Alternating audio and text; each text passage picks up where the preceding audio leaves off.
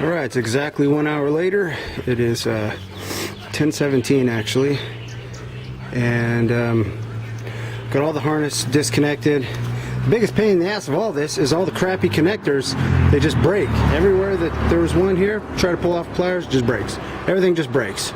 So that's got 200,000 miles on it, a lot of heat and cooling cycles, so I guess that's expected, but damn, that was half the time it took, so it should go back together way better. So I pulled all my coils out, got all these valve covers loose, got the intake off, same on the back side.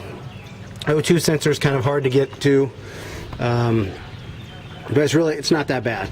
It's been an hour. I replaced all the plugs already. The old ones didn't look too bad, but shit, while you're in there, it's always a good idea to change them.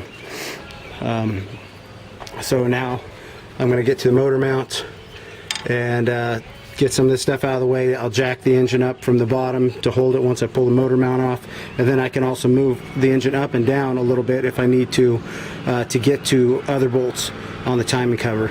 But these valve covers are pretty much ready to pull, so here in just a second I'll pull them.